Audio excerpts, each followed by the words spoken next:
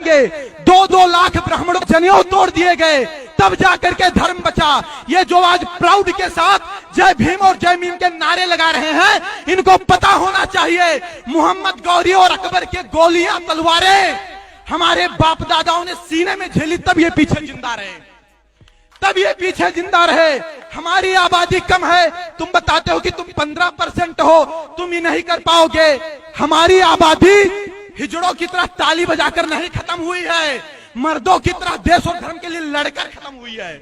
12-12 साल के राजपूत लड़के, उनकी माताएं इसे तिलक लगा देती थी और युद्ध क्षेत्र में भेज देती थी, और जो बहनें होती थी वो जौहर कर लेती थी। यहाँ जनेऊ तोड़ दिए जाते थे, तब धर्म बचा है।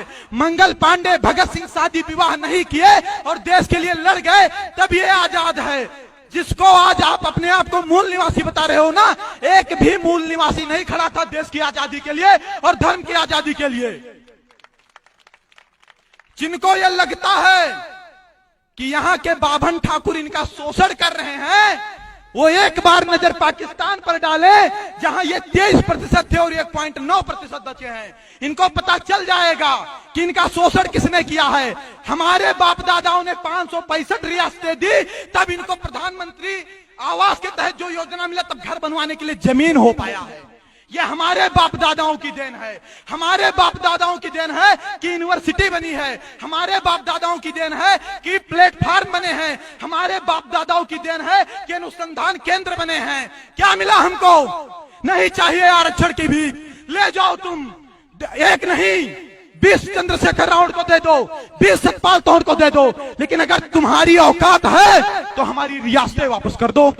तुम्हारी औकात है तो हमारी रियासतें, हमारे धन वापस कर दो। नहीं कर पाओगे, कंगाल हो जाओगे, क्योंकि पूरा का पूरा भारत हमारी रियासतों पर टिका है। हमने अपना सब कुछ छोड़कर अखंड भारत का सपना देखा था।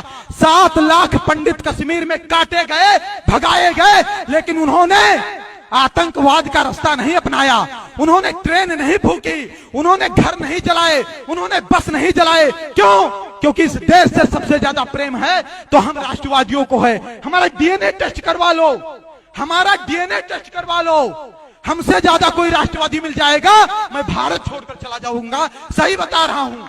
बाप दादा देश और धर्म के लिए लड़े, उनका लड़का आज सिस्टम से लड़ रहा है, उनका लड़का रिजर्वेशन से लड़ रहा है, उनका लड़का SC ST एक्ट से लड़ रहा है। भारत में पहले जब मृत्यु दंड दिया जाता था तो मृत्यु दंड के अपराधी से उसकी आखिरी इच्छा पूछी जाती थी। पूछी जाती थी कि नहीं पूछी जाती थी?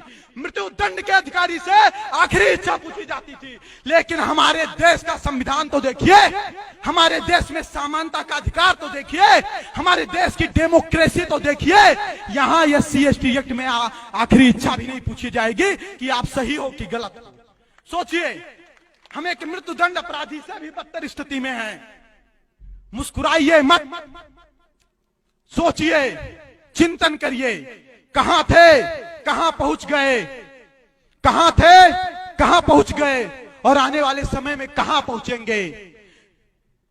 यह स्पष्ट कह रहा हूं कि आज अगर आप नहीं जग पाए, आज नहीं जग पाए, तो ना फिर कोई संपत सारस्वत पैदा होगा आपको जगाने के लिए, ना कोई सुखदेव सिंह गोगा मेड़ी पैदा होगा आपको जगाने के लिए, ना कोई दिनेश रनेजा होगा आपको पैदा जगाने के लिए, और ना ऐसी सभाएं होंगी। तब आप बहुत देर कर चुके होंगे, क्योंकि तब बहुत देर हो जाएगी, तब आपके जागने का भी मतलब नहीं रहेगा। देश की रक्षा की बात करते हो, धर्म की रक्षा की बात करते हो। मैं कहता हूं कि जब तुम ही नहीं बचोगे तो देश और धर्म कैसे बचेगा।